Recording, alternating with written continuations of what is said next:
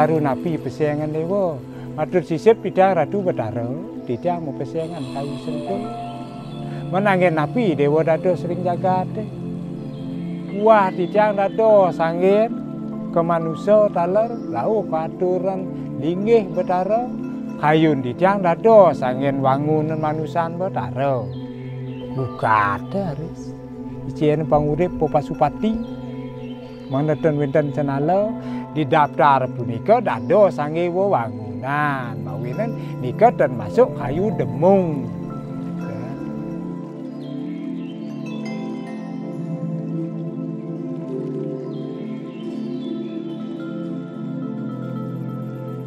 Arsitektur tradisional Bali, arsitektur yang mengacu pada teks-teks ataupun sumber-sumber sastra yang kita kenal di Bali adalah Aste Kesalo Kesali.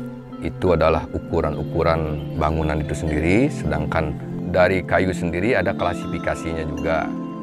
Untuk di tempat suci, untuk di rumah tinggal, dan untuk bangunan umum, itu ada klasifikasi kayu yang kita dapat lihat di dalam lontar Janantaka. Nah niki, saka niki, napi umawin angin penyangga. Karena ini termasuk unsur dari kayu yang dipilih oleh Sang Hyang Dharma untuk menjadi bangunan manusia. Pangkatnya demung, punya kekuatan dan bisa mengikuti amatan yang ada di alam. Misalnya gempa. Nah, karena niki memakai purus tunggal. Purus tunggal niki disebut dengan kunci rangka bangunan. Pulau Bali ini berada di antara gugusan-gugusan gunung berapi, kemudian ada di lempeng tektonik.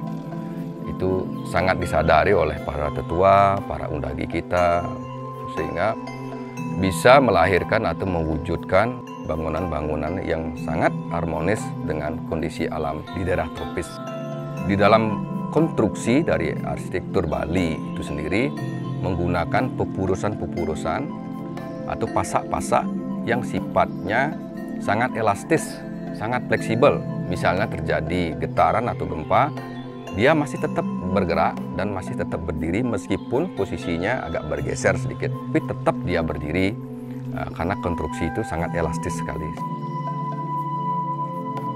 Bangunan Bali ini sudah dipikirkan oleh para leluhur kita dengan mitigasi bencana itu ketika ruang satu dengan yang lainnya sudah diatur jarak sedemikian rupa, itu masuk di dalam teks Aste Kesalo Kesali, supaya terhindar ketika terjadi bencana, ya ada masih ruang-ruang ya, bisa kita terselamatkan.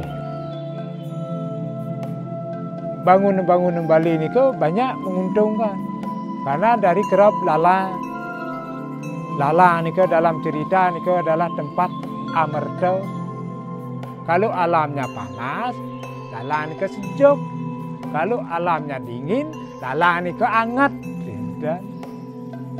Dan temboknya nika juga sudah terjamin karena batu. Batu pun nika karena tanah sudah matang. Kenapa bangunan Bali, tradisional Bali khususnya, sangat eksis? Karena bangunan itu sendiri sangat adaptif dengan kondisi di mana bangunan Bali itu berada, dengan konsekuensi gejala-gejala alam, misalnya ada angin, hujan, matahari, termasuk mungkin bencana alam, dan dirancang sedemikian rupa oleh para leluhur, para undagi dulu, sangat harmonis dengan kondisi alam di daerah tropis.